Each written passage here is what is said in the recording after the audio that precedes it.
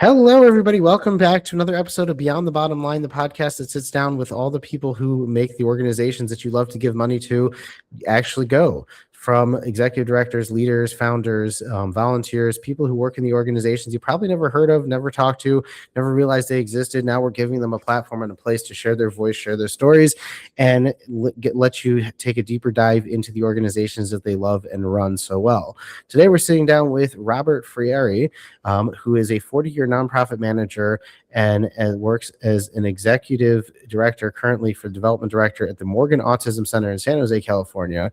And Robert decided to come on the show, and I'm super excited to talk to him because I love having everybody on our show because everyone's got a unique story to tell. But before we dive into the podcast, I just want to mention this show is proudly sponsored by GiveSuite.com and Bravehearts TV, as well as a new brand.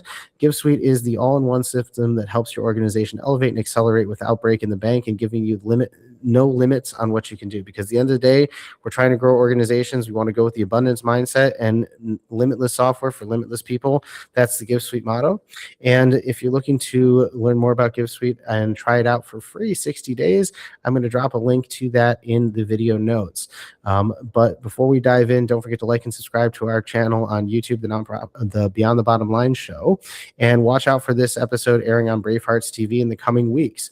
So let's dive in because nobody cares about me. Let's talk about you. Robert, welcome aboard. How are you? I am great. Thank you so much for the opportunity to talk to you. Absolutely. Absolutely. So what's your deal?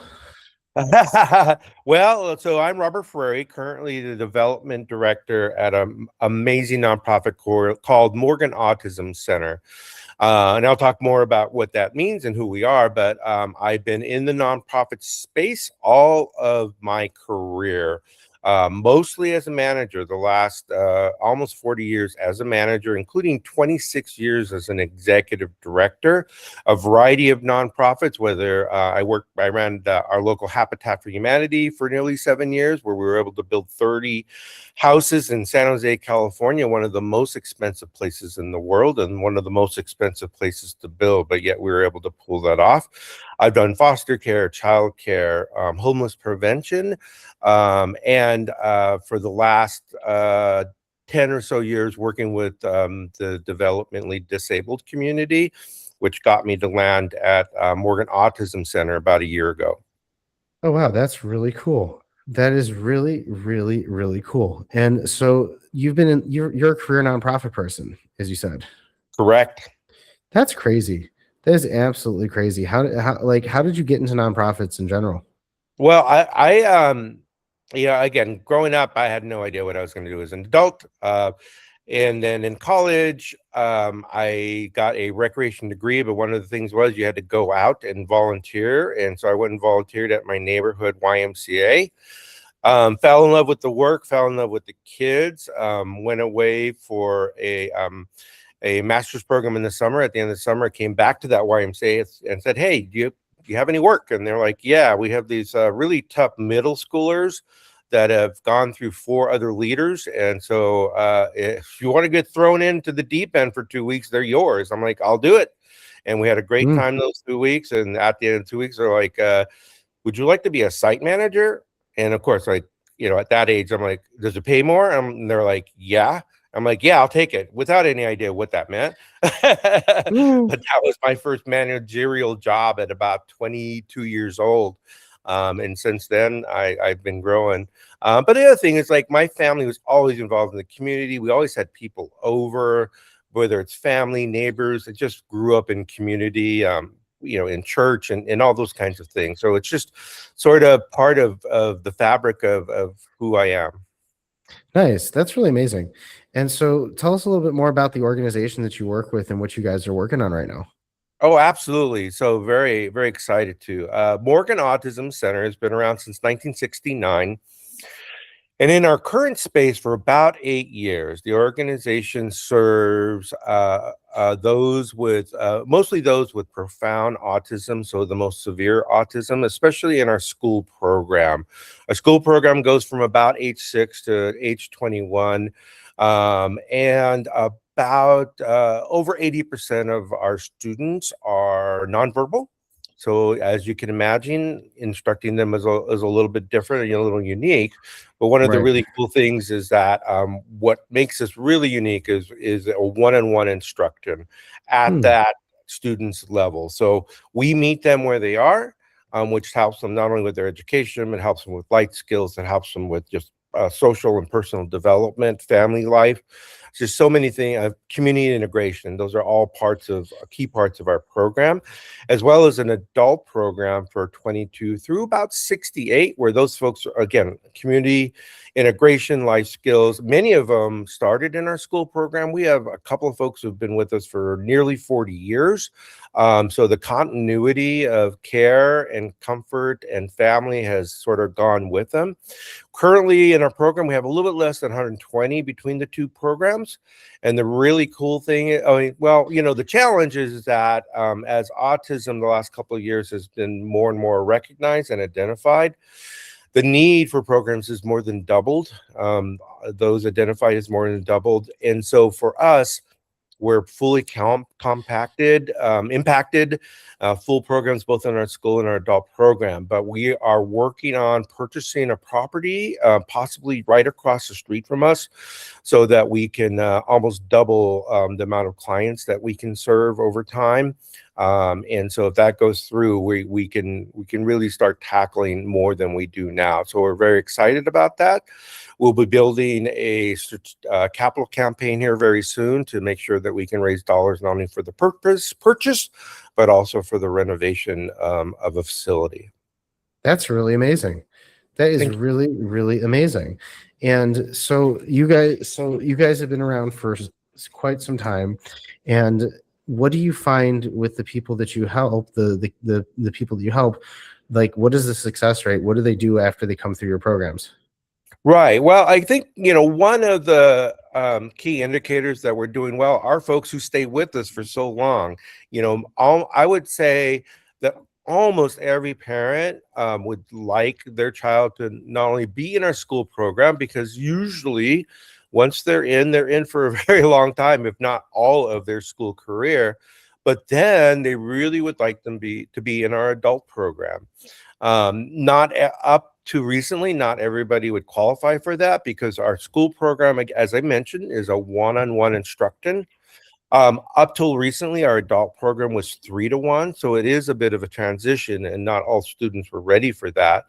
But we recently started a new program which really allows our students to graduate to the adult program to continue with a one-on-one for a period of time. Hopefully, they then are able at some point to move into a 3-to-1 situation. But for those, it really does allow another pathway, another bridge into our program where they know the staff, they know our clients and students. It really keeps that continuity and comfort going. So that's one of the new things that we've done that has really, really been successful, is an adaptive skills learning program, training program. And the students that, I think we're on our 3rd cohort right now, and Wow. every student who's been put in this program, every adult that's been put in this program has several layers of success. Just a quick example: we have one person who I about once a month go and have lunch with him, and we talk. And for what I understand, when I got to the program about a year ago, you know, he didn't do much. You know, he sort of Hmm. stood out in the courtyard and watched other goes by. But when staff would ask him, "Hey, you want to go out for a trip? Hey, let's go do this. Hey, let's go and you know, help with organization. Let's go help put things away," had very, very little interest in doing any of that. But since this adaptive skills training program has started, he has blossomed. He, you know, when I go and meet with him, we have a lunch, and I see his whole list of 7 things he's doing every day, including those things we've talked about. And the really great success is 2 weeks ago, he started a job, like a real paid Wow. job, which none of us could have imagined a year ago. For someone to have been on a program so long and really, you know, in my opinion, sort of just existed and is now thriving. So those are the sort of successes that we'd like to see. Again, the kids coming through our school program are really learning both life and skills as well as education. That's really amazing. You're talking about autistic people and children and adults. It kind of hits home because my older brother is actually autistic. I always used to say he was autistic before it became cool. And yeah, and my mom actually worked. This was before there was any advocacy, any things in the schools, any programs, like things like that, where it was kind of like, you know, you're on your own, kid, type of thing. And my mom really worked hard with him to get him the help he needed in the schools and everything like that. And now he's 2 years older than me, but he's a super functioning adult. And he's had the same job now for almost 10 years. He's like the manager of this storage facility, this controlled storage facility. He does maintenance and all the other stuff, and they love him there. And he lives on his own. He takes care of himself. He supports himself. And it really hits home. So when you were telling the story about how this kid never wanted to do anything, wanted to like open up to people, and now you're going out to lunch with him, like it's the power of connection. It's the power of like what you guys are doing in order to really get them to excel. Right.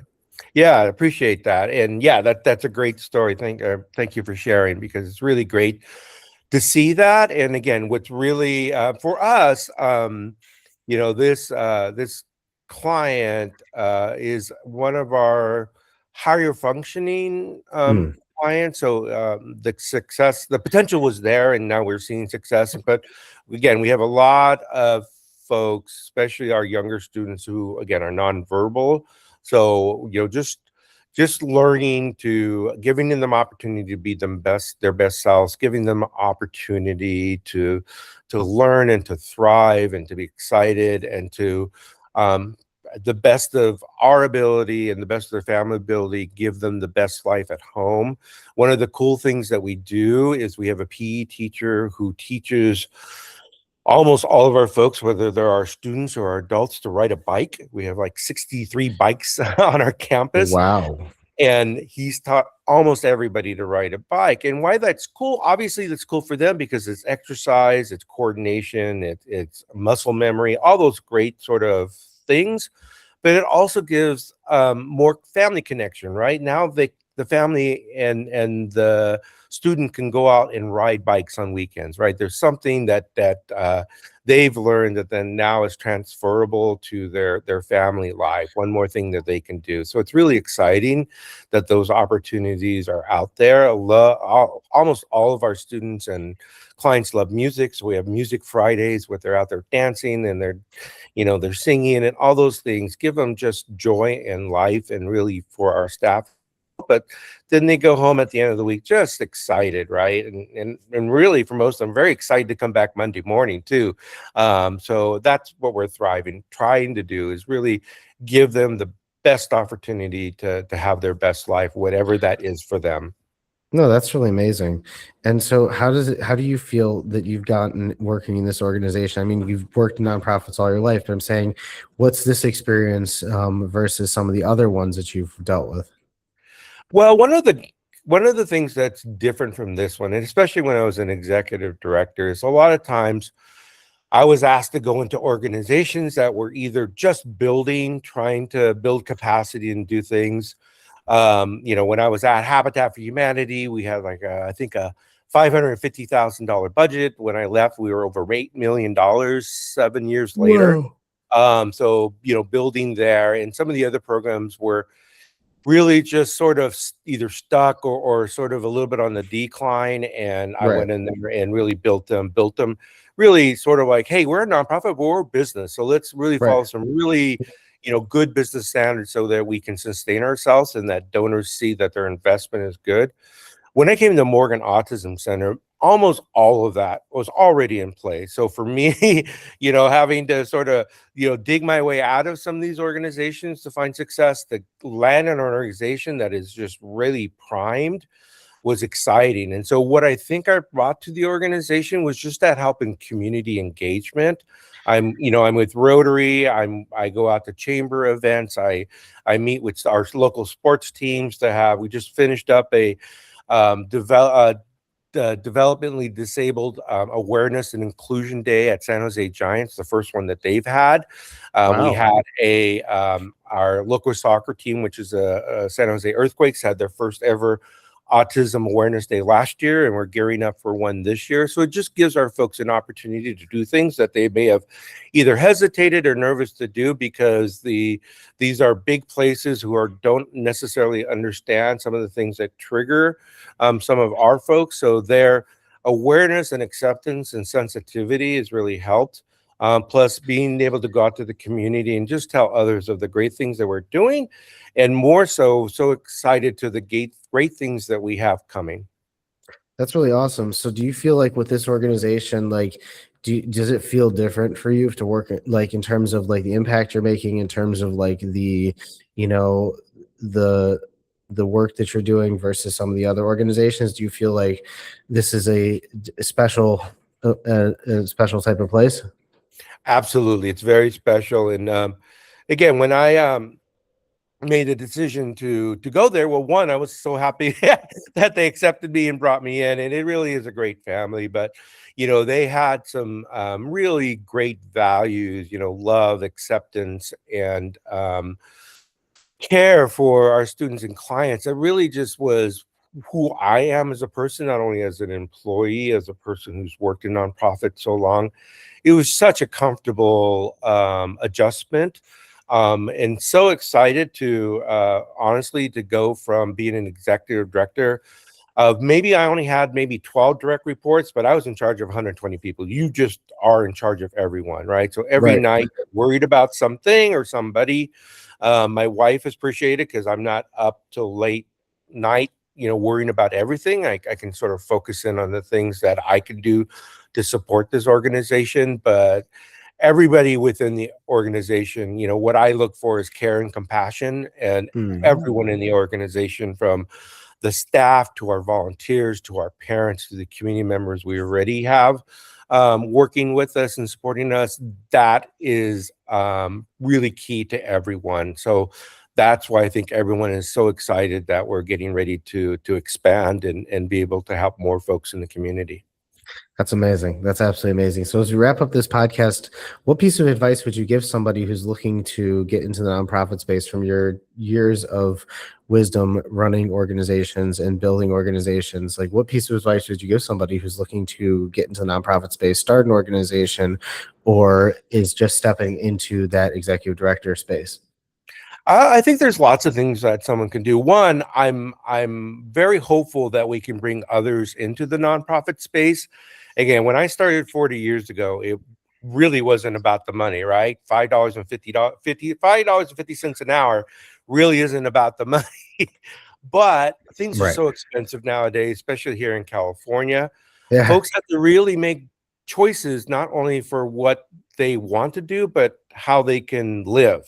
And so I appreciate that and understand that. I know our organization is really mindful when we bring employees in to give them that opportunity, but that's not always the case in nonprofits. So I'm hoping that that movement of giving them a livable wage continues.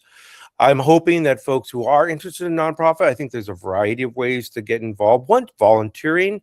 If you think there's a particular thing that is what you want to do, whether it's autism acceptance or developmentally disabled or homelessness or child development, go either volunteer for one of their special events, go take a tour of the facility.